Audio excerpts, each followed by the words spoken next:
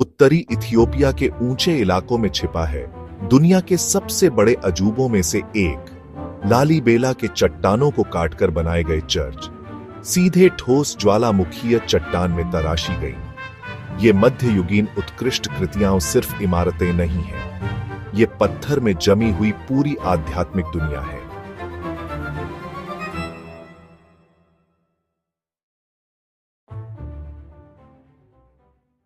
बारहवीं शताब्दी में झागवे राजवंश के राजा लालीबेला ने एक सपना देखा था, अफ्रीका में एक नया यरूशलेम बनाने का। उस समय ईसाई तीर्थयात्री अब पवित्र भूमि की सुरक्षित यात्रा नहीं कर सकते थे। उनका समाधान यरूशलेम को इथियोपिया ले आना। दशकों के दौरान कारीगरों और मजदूरों ने 11 विशाल चर्चों को तराशा, सभी एक ही चट्टान से। उन्होंने जमीन में नीचे की ओर खुदाई की और जमीन से ही पूरे कैथेड्रल को गढ़ा। ये चर्च सुरंगों, खाइयों और गलियारों की एक भूल भुलैया के माध्यम से जुड़े हुए हैं, जो एक पवित्र तीर्थ यात्रा का प्रतीक है। हर चर्च अनोखा है। माना जाता है कि बेत मेधाने आलम दुनिया का सबसे बड़ा अखंड चर्च है। बेत ग्योर्गिस, जो एक विशाल क्रॉस के आकार का है, सबसे प्रसिद्ध और तुरंत पहचाना जाने वाला है। खिड़कियों से लेकर दीवारों में उकेरे गए क्रॉस तक हर विवरण का गहरा आध्यात्मिक अर्थ है।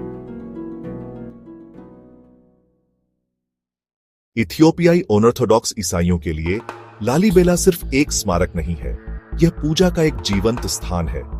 आज भी पूरे इथियोपिया से तीर्थयात्री यहां आते हैं, पवित्र सुरंगों से नंगे पैर चलते हैं और प्रार्थना के लिए चट्टानों को काटकर बनाए गए आंगनों में इकट्ठा होते हैं। गेना जैसे पवित्र त्योहारों के दौरान, जो इथियोपियाई क्रिसमस है, हजारों उपासक चर्चों को भर देते हैं और सदियों से यहां गूंजने वाले भजन गाते हैं।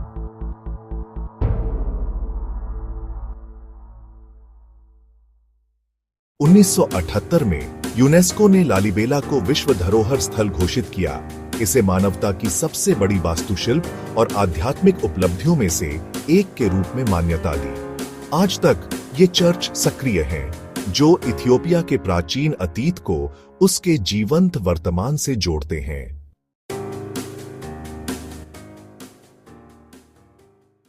लालीबेला के चट्टानों को काटकर बनाए गए चर्च पत्थर से कहीं बढ़कर हैं। वे धरती में तराशी गई आस्था है, भक्ति, दूरदृष्टि और इस विश्वास की एक मूक गवाही कि दिव्यता तक दुनिया भर में यात्रा करके नहीं, बल्कि अपने पैरों के नीचे की जमीन को आकार देकर पहुंचा जा सकता है।